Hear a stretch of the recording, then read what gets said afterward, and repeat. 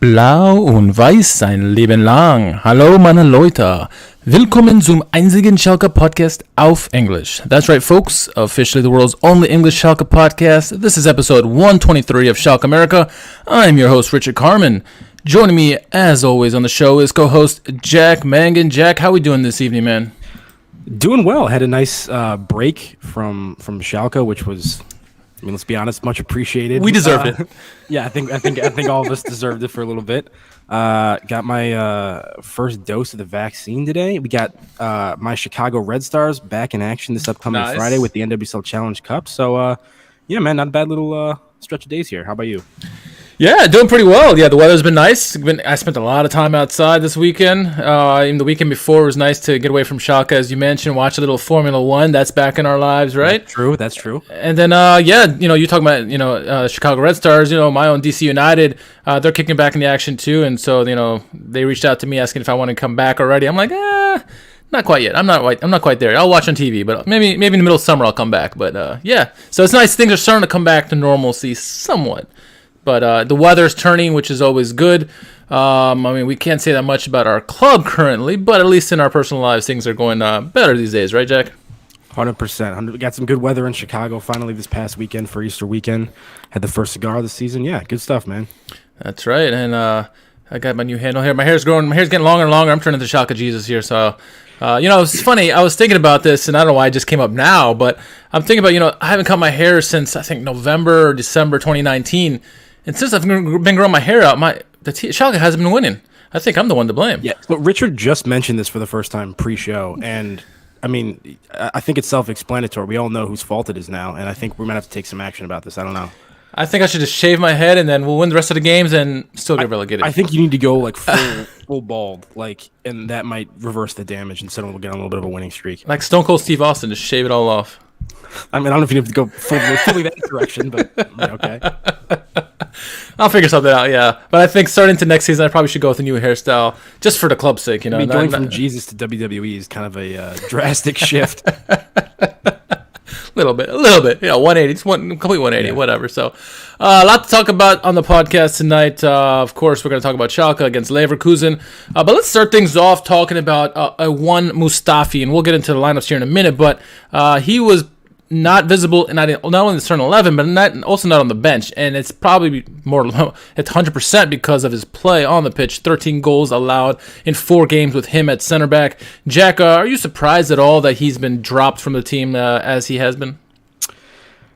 Yeah, actually, I'm surprised that he was dropped. I'm not surprised with the run of form that has sort of justified him being dropped or caused it. But I am surprised that they would just kind of take him out of the squad entirely for that reason. But obviously, Kramaric is still trying to tweak things and see what he can accomplish. And if he thinks that he's better off without Mustafi, then it's I'm not going to argue with him right now because it's well documented on this podcast. This is kind of what we expected anyway. So no, it's not super surprising overall. I read a headline in Talk Sport that said the once giants of Schalke. You knew that they were in desperate mode when they signed Mustafi. And his play has been, we've talked about it many times on this podcast, how he's been making a lot of mistakes and a lot of goals going in. Some people say that he was part of the group that, kind of got Gross fired as well. I guess maybe there's a falling out between him and Gramosis, or Gramosis, like you said, is still tinkering with the lineups, trying to figure out what works best. We know that Malik Thiaw has been playing pretty well for us, as has Timo Becker, but other than that, this defense has been pretty shambolic, honestly. So it doesn't surprise me really too much to see Mustafi getting dropped as he was. Obviously, it'd be nice to have a healthy Salif Sane, and then we really have him back there with Malik Thiaw or something. But I guess the surprising thing to your credit was he was just dropped completely. It wasn't even in the bench or anything at all. I was more expecting him just to be on the bench and maybe come on as a sub appearance, but it didn't happen. So I guess we're moving on, and it gets us right into the Leverkusen match. Well, actually, one other thing, the companion piece to that piece of news, which was also I think somewhat overlooked by the fan base, was William was also not in the squad, but that was for disciplinary reasons. Yeah, so, that's true. Yet another player that we've been talking about recently, and then this. I don't know what went on there. I didn't get any either. I don't think there's been additional reporting that's given us details on what was going on with that. But disappointing to see like another player. Like there's a couple players at the club that have had, sort of a resume of disciplinary issues over the years, and it's disappointing to see that spread to somebody else who's kind of from a different club culture in the first place. But yeah, I mean, I wouldn't be opposed to Mustafi or William getting back in the mix at some point this season if Gramontis feels like we need them. But those are two players that definitely have not been particularly good since they joined the club or since he's taken over. I agree, and we've been talking about it week after week, especially with William, because he really had contributed nothing. Well, he obviously has the technical ability. He doesn't have the pace. He's been at fault for a lot of defensive lapses. Has not really contributed offensively with the crosses like we had hoped. And so we were like, why is he still starting? It didn't make any sense to us. And I guess people finally started listening to the podcast and started finally benched him, right? But it was interesting, which segues perfectly into the lineup for Leverkusen, that we saw a younger wingback type situation from Gramosis, which was nice to see in a way that we're starting to see some more younger players. Looking at the lineup real quick, Frederick Gunov in goal. We went a back three of Malik Thiaw, Benjamin Stambouli, my doppelganger, not really, and Timo Becker. And then we went with a midfield five. So in the middle, you had Mascarell, Kolasinac, and Serdar in the middle. But on the wings, you had Aidan and Çalhanoğlu, which was nice to see the youngsters with a little bit of pace, hopefully some energy to keep going for the 90 minutes. And then up top, you had Harit, all led by Hunter. Hunter is back in our lives, Jack, officially finally in the starting lineup. What were your thoughts on the starting lineup before the match began? I mean, the Mustafi news aside, you're not exactly filled with inspiration about Stambouli being your anchor in the center of that, back three. But what are you going to do when you have, as you mentioned already, Salif Sané injured, Nastasic as well. So certainly thin there. And if you're going to play that, many people in that kind of role, you're not going to have too many options after a certain point. Yeah. But Malik Thiaw and Becker, as we've said for much of the season, have been two of the more impressive players, two of the more consistently good players that aren't usually the ones making the individual mistakes. So I was pleased to see both of them. Yeah, the wing-back pairing kind of there is very interesting. We've seen Çalhanoğlu get a run on the side recently, but this is, a debut for Mehmet Şenaydın as far as I'm aware.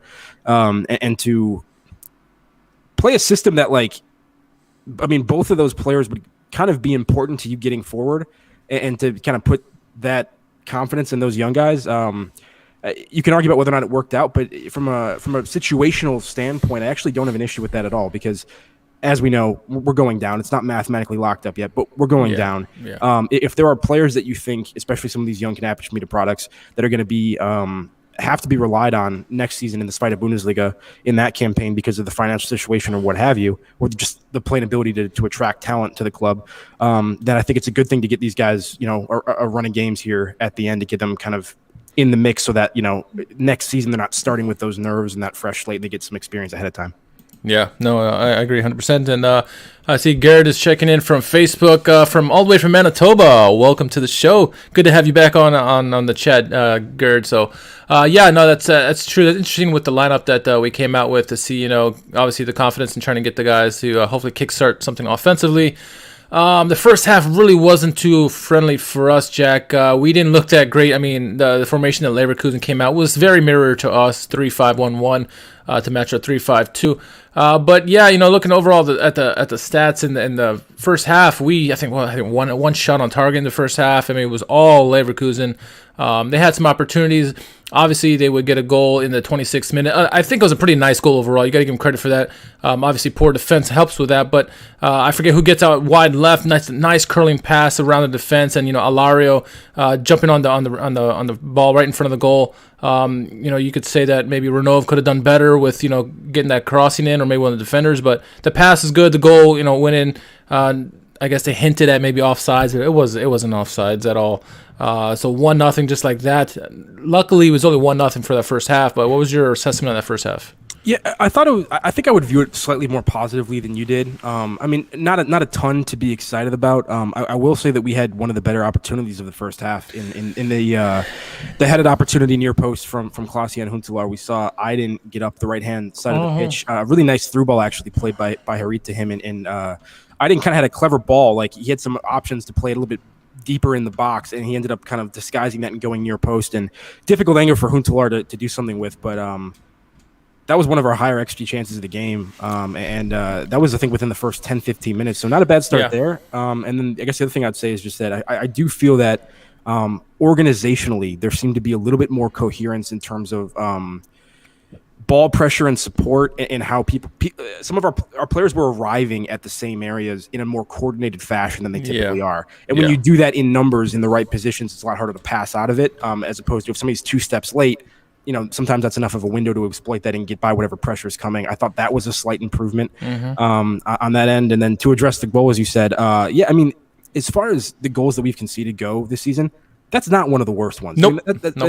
It's almost kind of lucky in terms of how it starts off anyway, because it's a switch of play, and that ball almost like it wasn't intentionally crossed the way that it was. And then Demirbay picks it up, and I think it was Aydin that made the defensive mistake there, but it was a really kind of lucky momentum touch from Demirbay to get himself open, and I don't think it was a particularly bad defensive mistake to let him by. And then really well hit ball, and you could say that Malik Chow's slow to react and lets his man get by him, but even Alario still had to slide to reach that thing. Yeah. It was just pinpoint precision from Leverkusen, and really well done. So not a goal that I was particularly upset with, relative to the kind of things we've seen from this team.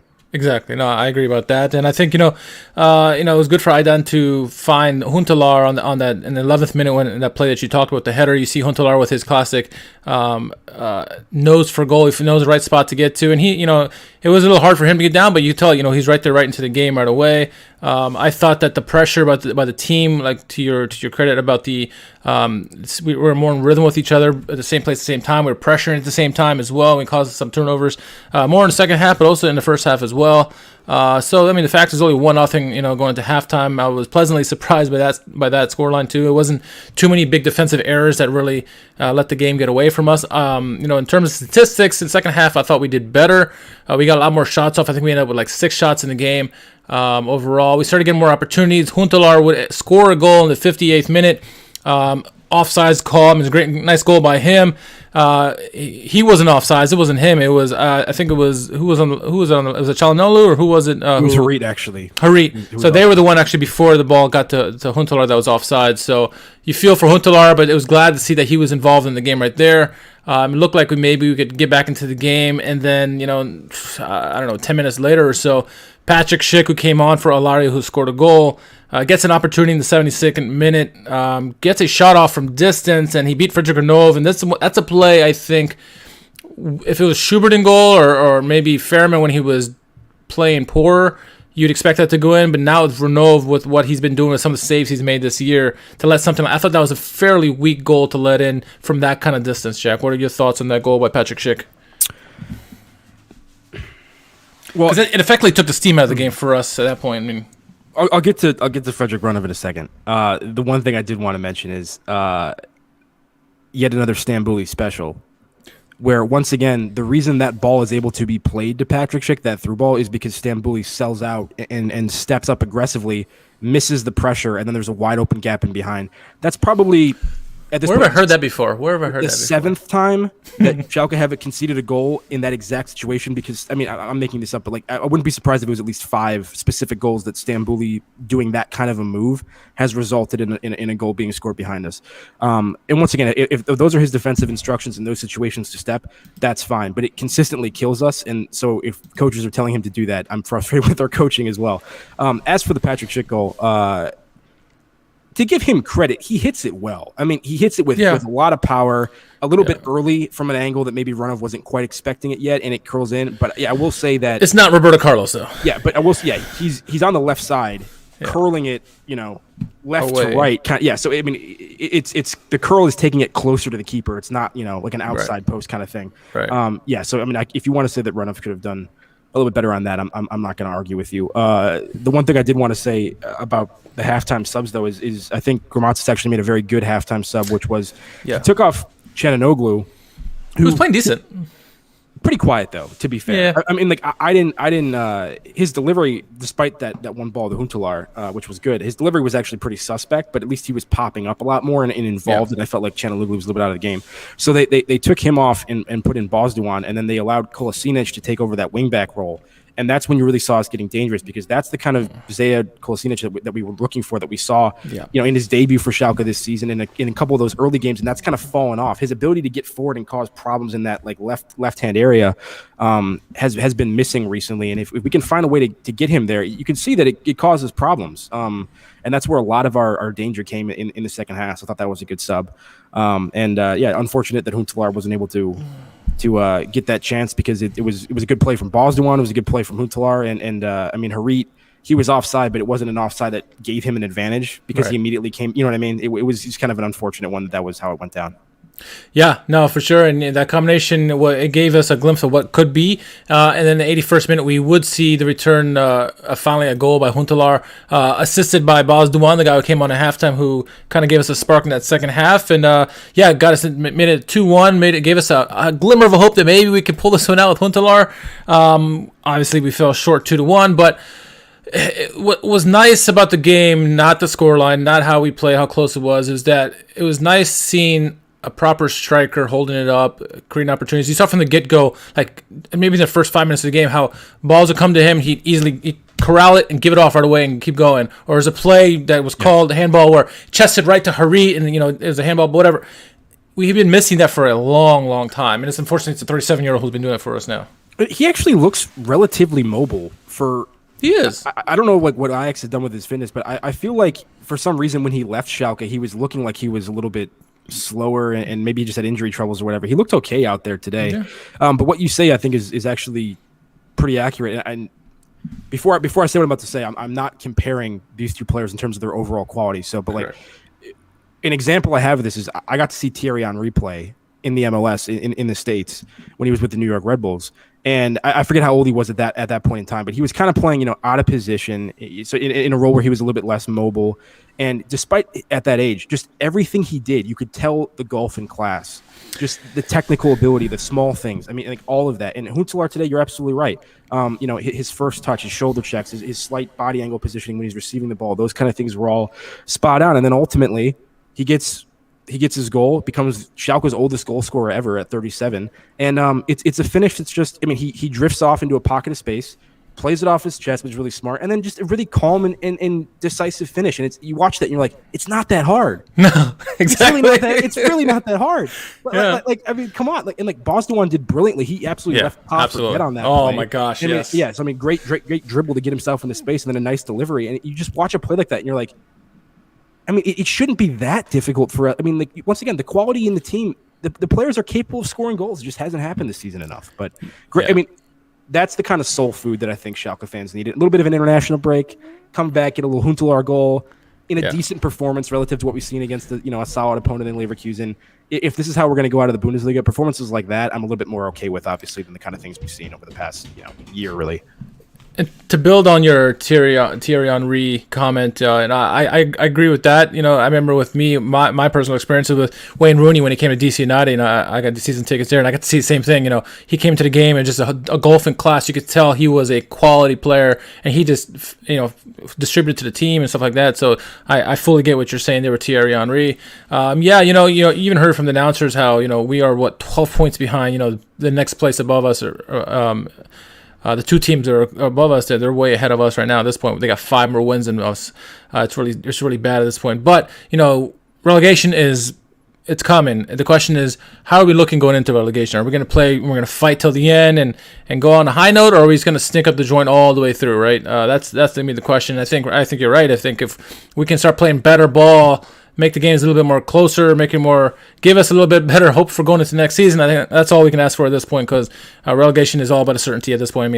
10 points, we hope we don't end the season on 10 points, but performances like that will help go a long way, make this thing a little less as bad. But it was nice to see him back for sure, and for nostalgia as well. Definitely a fan favorite, one of the best strikers that we've had in our history in terms of goal output as well. And you know what? And when people made a poor decision in the final third, or didn't give him the ball when he thought, he was tearing into people, and I was totally okay with that, because the team probably needs a little bit of that. Somebody who's experienced, who knows what they're talking about, who has the kind of football IQ that maybe some of the younger kids don't at this point in time. Like trying to actively coach, in those moments and point these things out, I think is probably useful for us. One other player I wanted to mention real quickly. Is the larger Schalke community finally going to agree with us on our Suat Serdar takes? That this guy is substantially below what he's capable of and has been for quite a while. He was horrible in this game. Yeah. This man gets caught on the ball in absurd amount. The number of times he receives the pass and there's a teammate who's open in his field of vision that he could play a one-touch pass to, or even a first-time pass to, or whatever, and instead he pirouettes and tries to shield the ball from two defenders and just gets pushed off immediately. Absolutely absurd. People can talk about. I know that Harit and Serdar are these fan favorites with a lot of people, but hey, maybe we'll be able to hold on to him. I don't know if there's going to be other teams that are going to want to take this guy on right now with how he's playing. So a lot of blame to go around this entire season, but I thought that was because Harit was okay in this one. Yeah, Harit was active. Made some mistakes and made a Rabona pass in transition that was completely unnecessary, and which is Luthor's playing. I gotta step it up here. Yeah. You're all right, man. But yeah, Serdar. You just expect more from him. He's not young anymore. He's experienced at this point, and we know what he's capable of because we've seen it, and his performances have been far too substandard this season as well. We've talked about how Harit's performances, his confidence maybe has been knocked, but I think Suat Serdar's confidence is even worse off than where Harit is. I think Harit's going to do well to have Huntelaar in the starting lineup with him because that'll also give him confidence. He'll, where he thinks a player should go with his passes, he'll actually be there and stuff like that. And to go with your comment about Huntelaar tearing into the defense, it's one thing to have Hoppy do it, and not that Hoppy was wrong. I think Hoppy was doing, but if Hoppy's the one yelling at people, there's gonna be in 1 year, out the other year. It's okay, young kid, be quiet. Even though he may be right 100% in what he's saying, Huntelaar says you're okay, I gotta listen to him because this guy's been around the block. He knows what he's talking about. Maybe I should really listen to what he's saying. So it goes a little bit like that. Dirk is in the house from Alberta. Look at that. Schalke Canada in the house. I love this too. Glenn's in here too. He said he actually got dummied in front of our box when we got stripped of the ball, just like that was bad. Yeah, hold on. Yeah, absolutely. But yeah, I think Huntelaar, hopefully he can stay fit here and he'll at least get a majority of the pitch time going forward because it'll only do well for the club, I think. I think we play better when he's in there, not take away from anybody else. The rest of the team needs to step up, honestly, and it wouldn't matter what striker we have in there, but at the moment, Huntelaar is our best option. Hey, Pacienza back, by the way. He is. He's on the bench. He was on the bench. I love seeing that. No, he made a cameo as well. I missed that. I must have. Yeah, he came on. I think he came on 75th. I think he was on the field for the goal, if I'm not mistaken. Okay. So he at least got a little bit of a run out. So that was good to see too, because he's another guy that once again we bring in somebody that we think can help us out, and he's been missing for quite a while now, so not able to make the impact. Yeah, and it's curious to see who stays with him next year and who doesn't. Right, it's going to be an interesting thing, which I think segues perfectly not to get off of the game. Unless there's something else you want to talk about the game before we move on. No. All right, perfect. Because it was a heartbreaking game to every game, right? Every game these days. But what became official during the break was that Peter Knobel is our new sporting director, much to the demise of people who were hoping for the Rangnick news. Right? It's funny because I feel two different ways about this. One. I feel not upset, but down that it wasn't Rangnick. But also, two, before this Rangnick news even came up, if you told me Peter Knobel was going to be a sporting director, I would have been like, hell yeah, that's great, that's a good decision. So, it's bittersweet, I guess, for me. What is your thoughts on the news that he's officially the sporting director going into next season? Not negative, but what I'll say is it didn't cause me to break my Schalke-less tweeting period of the international break. I didn't comment on it at all. And here's the thing. I think most Schalke supporters, at least a lot of them that I've seen, are probably somewhat more in line with you. They have a relatively positive opinion about Peter Knobel. They're not upset about and it's possible he could do a good job. But given all the Rangnick conversation and the extent to which the fan base feels like we need outside influence. We need people from outside the club situation who are competent to come in and change the culture and fix some things outside perspective. When you ultimately resort to promoting from within, it just gives the appearance that you're incapable of attracting talent right now. Because so many fans want that. I'm not saying that he isn't capable of doing the job or hasn't even potentially earned it by some of the things he's done. I'm not trying to like hate on him right off the gates or anything like that. And, with all these things, I think you and I are always like, hey, let's keep an open mind, see how it goes. And that's totally fine by me. But, to go from actively pursuing, somebody with the high profile of Rangnick or others as well, and then to have the press release ultimately be, it's, this guy stepping into that role because, Jens Book to the supervisory board, some of whom aren't even elected. It's difficult to get super, super excited about it. And I think it is a little bit of a letdown based on what we were potentially hoping for. But it is what it is now. I'm on board. Hope it goes well, and we go into the summer, looking to see what kind of moves he's capable of making to help us out. Yeah, no, for sure. I think if you were to hire from within, that is the guy you do want to get the promotion. Like you said, I think he probably is deserving of that. And I think, this may have been the direction that Bukta was going to lean the whole time anyway. And then someone threw in that wild card of Rangnick and kind of threw things askew. And so maybe this is like exactly where Bukta was going. Someone threw in that firebomb, that grenade of Rangnick, and you're like, okay, well, we got to entertain it now because it's going to be thrown in our face. Didn't pan out, and now I'm like, okay, well, now it does, like you said, we didn't look like we could hire someone that was capable of leading this team. Because I agree with you, I think the team does need a Rangnick type who's gonna have a different vision from the outside and change things up. But maybe Knabel thing will work out. I mean, I was certainly pro Knabel before the whole Rangnick thing came out, and then obviously when the news Rangnick came out, I was like, okay, I this is exactly what we need. We talked about it many times. But so ultimately, I'm okay with it. What did come also from this is that Knabel is the one who hired Gramosis, and what we found out also during the break is Gramosis is officially going to be the manager moving into next season as well.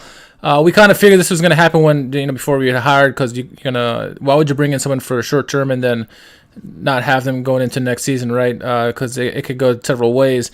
Given he's only earned 1 point in the however many games he's been managing so far, at least he's getting a taste of what the team is like now, and he knows hopefully he'll know exactly what the team needs to strengthen going into next season, into this fight, the Bundesliga. But what are your thoughts on the news? I guess it wasn't too surprising to hear that Gramosi will be the man going forward for Schalke in terms of manager. I mean, if Peter Knabel is the sporting director, and he's the one that brought him in, then it's not surprising in that sense that he's going to give him more time. And we all knew that Gramotzis' job probably wasn't particularly dependent on his results, as we finish up the season here, given the results that we had seen previously from other coaches anyway. I mean, like, we know that when he signed on for the job, he knows that he's probably taking this club into this fight at Bundesliga. Yeah. So having that continuity might not be a bad thing. Despite obviously some still pretty horrible performances under Gramotzis, this performance, this most recent one under Leverkusen, I do think was a step in the right direction, whatever that means for us in this situation. And hey, it's what have you done for me lately? So today I'm slightly more optimistic about what he's potentially able of accomplishing in this fight at Bundesliga. Yeah, no, for sure. And I think the best sign I've seen from him about it is that he's been willing to play the younger players, right? That's what we've been talking about all season long, is play the young guys. If they're the ones who are going to have more heart than the guys who have been there for a while, do that, right? I'm looking at some of the comments here. Garrett says, 7 wins in 7 games. We got Uth and Sané coming back. Hunter, Harit are in form. Fairman as a keeper. Bench Schoff and Stambouli and play the young guns. Glukov. I go with that. And then Glenn says, during the halftime break, our Canadian outlet showed a discussion about youth in the Bundesliga, and Ralf Rangnick was one of the breaking down the youth kids. LOL. Yeah, that's what could have been. What could have been. What could have been.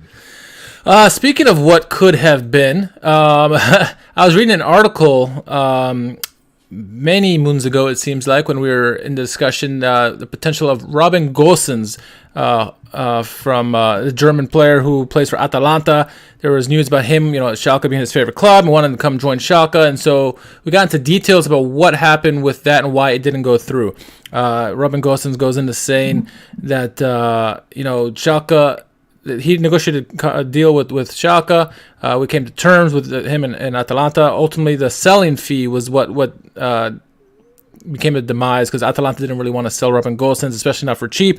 Schalke obviously trying to do what they can with what little money they have, especially with the 250 million euro debt they have. It's hard to spend much money, and he's easily a 35 million euro player a year, or purchase, if not more, with what he's doing with Atalanta. And so Schalke weren't able to meet Atalanta's demands. Atalanta are not going to let him go by any stretch. And so that's really why it fell apart. He was hoping to come back to Schalke despite what kind of form they were in.